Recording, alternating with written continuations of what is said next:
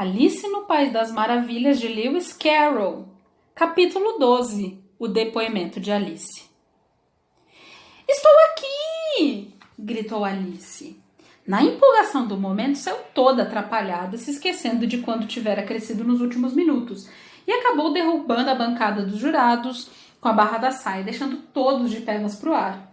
E lá ficaram esparramados, fazendo com que ela se lembrasse de um aquário de peixinhos dourados que tinha derrubado acidentalmente na semana anterior.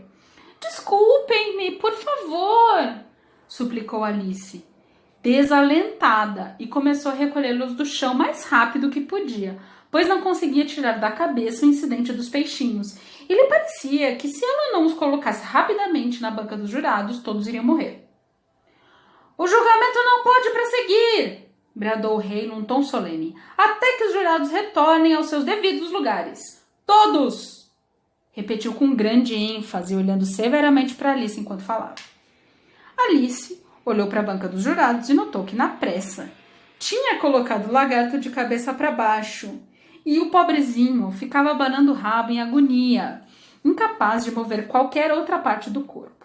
Ela rapidamente consertou o que fez, dizendo para si mesma: mas isso não vai fazer muita diferença, porque tanto de cabeça para cima como para baixo, acredito que ele não será muito útil nesse julgamento.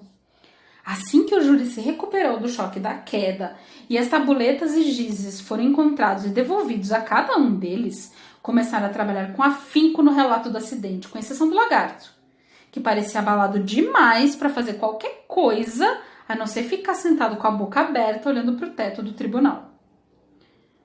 O que você sabe sobre esse caso? Perguntou o rei para Alice. Nada, garantiu a menina. Nada mesmo? Insistiu o rei. Nadinha, respondeu Alice. Isso é muito importante, afirmou o rei, virando-se para o júri. Eles já iam começar a escrever isso em suas tabuletas quando o coelho branco interrompeu, dizendo, com muito respeito, mas franzindo a testa e fazendo careta enquanto falava: desimportante, vossa majestade, quer dizer, é claro. Desimportante. É isso mesmo que eu quis dizer, disse o rei rapidamente. E continuou falando mais baixo, consigo mesmo. Importante, desimportante, importante, desimportante. Como se ele estivesse testando as palavras para ver qual soava melhor. Alguns dos jurados escreveram importante, outros desimportante. Alice podia ver muito bem porque estava perto o suficiente para dar uma olhada nas tabuletas e pensou consigo mesma: mas isso não tem o menor cabimento.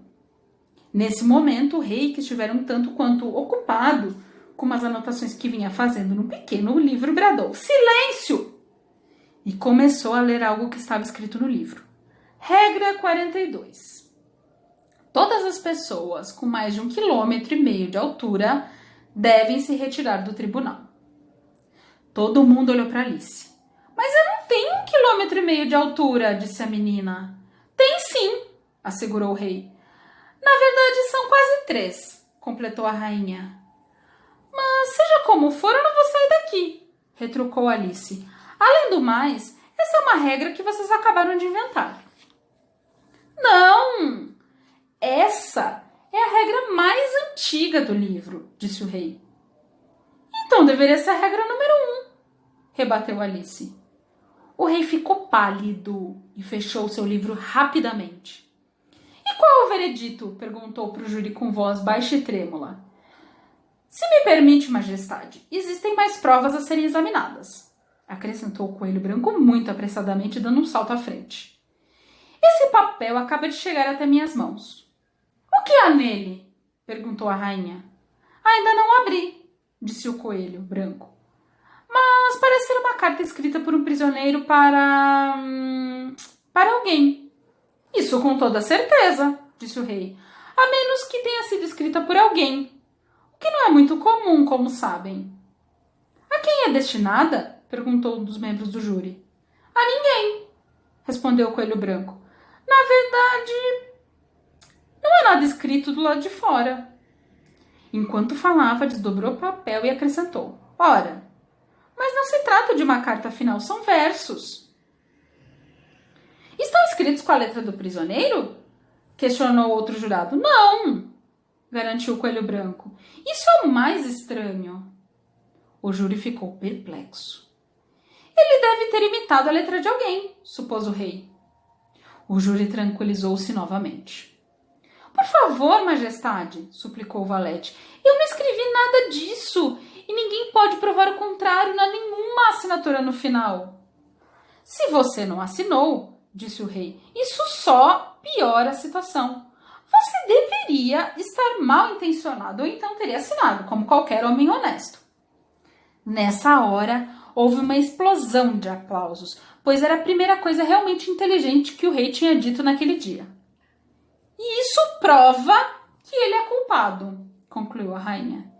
Isso não prova nada, interferiu Alice. Ora, vocês nem ao menos sabem o que está escrito.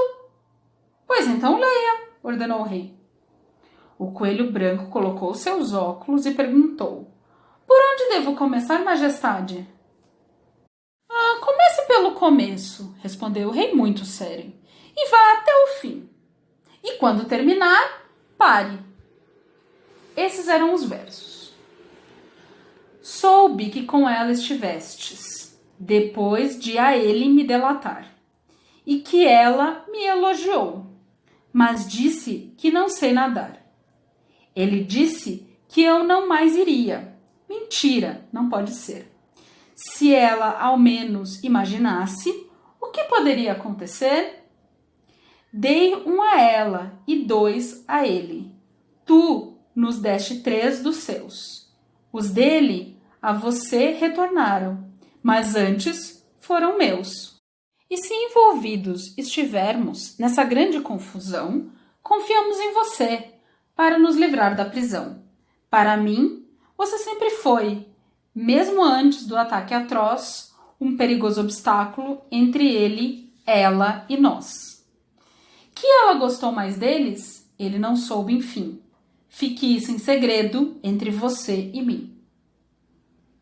Ora, esse foi o depoimento mais importante que ouvimos até agora, ponderou o rei, esfregando as mãos. Portanto, agora deixemos que o júri dê um doce para quem conseguir explicar esses versos, prometeu a menina. Ela tinha crescido tanto nos últimos minutos que não tinha mais medo de enfrentá-los. Pois não vejo os versos. Todos os jurados foram logo anotando nas suas tabuletas. Ela não vê nenhum sentido neles. Mas ninguém tentou explicar os versos. Se eles não fazem nenhum sentido, disse o rei, isso nos poupa um trabalho enorme, porque não precisamos encontrar sentido algum. Além do mais, não estou bem certo, mas... E prosseguiu abrindo os versos sobre os joelhos e olhando para eles com apenas um dos olhos. Parece que vejo algum sentido neles, afinal. Vejamos. Disse que não sei nadar. Você não sabe nadar, não é mesmo? Acrescentou o rei, voltando-se para o valete. O valete sacudiu a cabeça com tristeza e disse, e pareço saber? E realmente não parecia, pois era todo feito de cartolina. Pois bem, até aqui faz sentido, observou o rei, e prosseguiu repetindo os versos para si mesmo. Mentira não pode ser. Só pode ser o júri, é claro.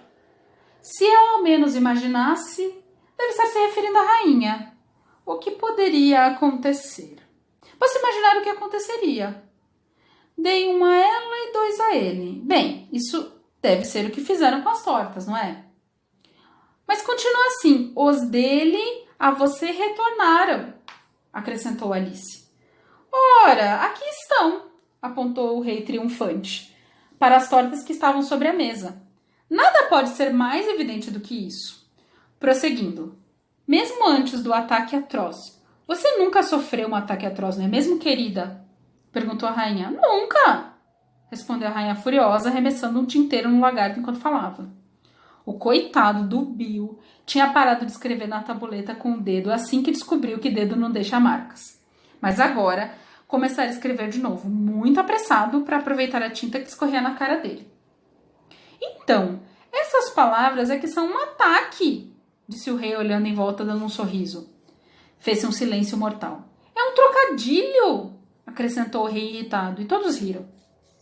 Que o júri apresente seu veredito, repetiu o rei, provavelmente pela 20ª vez naquele dia. Não, interrompeu a rainha. A sentença primeiro, depois o veredito. Mas que idiotice! Bradou Alice em voz alta. A sentença nunca vem antes do veredito. Modere sua língua! Gritou a rainha mais alto que podia. Ninguém se moveu. Quem se importa com vocês? Disparou Alice, que já tinha voltado a seu tamanho normal. Vocês não passam de cartas de baralho. Ouvindo isso, o baralho todo se levantou no ar e veio voando para cima dela. Alice soltou um gritinho meio de medo e meio de raiva e tentou se defender dando tapinhas nas cartas, mas descobriu que estava deitada perto da margem do rio com a cabeça no colo da irmã, que carinhosamente tirara algumas folhas secas que tinham voado das árvores e caído no rosto dela. Acorde, Alice, querida! Solicitou sua irmã. Puxa, como você dormiu pesado? Nossa, tive um sonho tão esquisito, contou Alice e relatou à sua irmã tudo o que conseguia lembrar sobre essas aventuras estranhas que você acabou de ouvir. E quando ela terminou, sua irmã lhe deu um beijo e observou.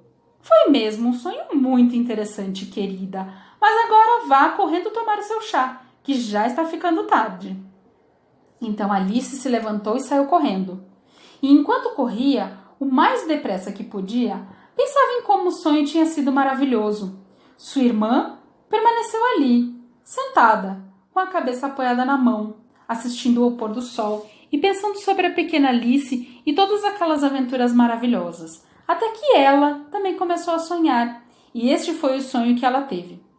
Primeiro, sonhou com a própria Alice. Mais uma vez, viu a menina sentada com as mãozinhas apertando os joelhos e os olhos brilhantes e impacientes fitando os seus.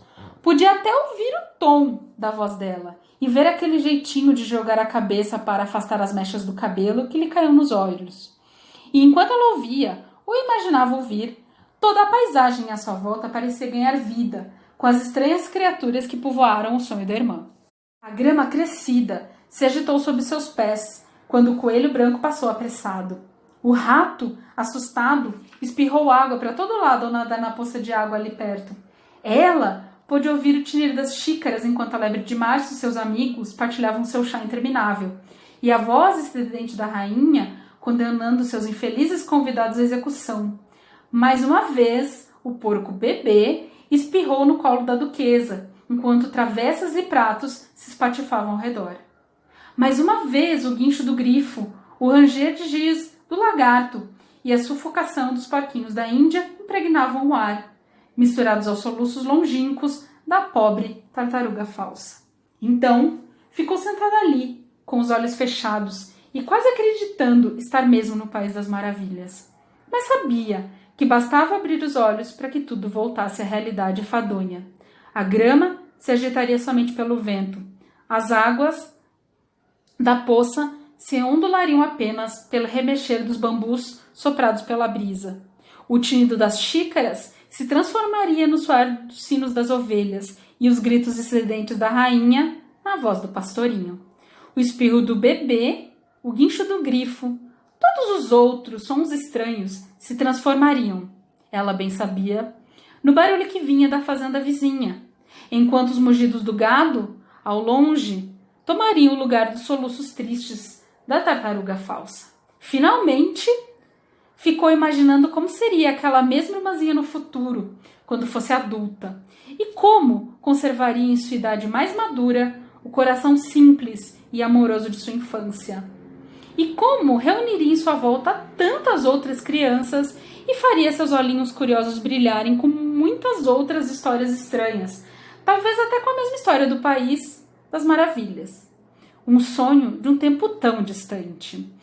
Como reagiria diante das tristezas mais contidas dessas crianças e como se sentiria feliz com as alegrias mais singelas de seus coraçõezinhos, lembrando sua própria infância e aqueles dias felizes de verão. Fim.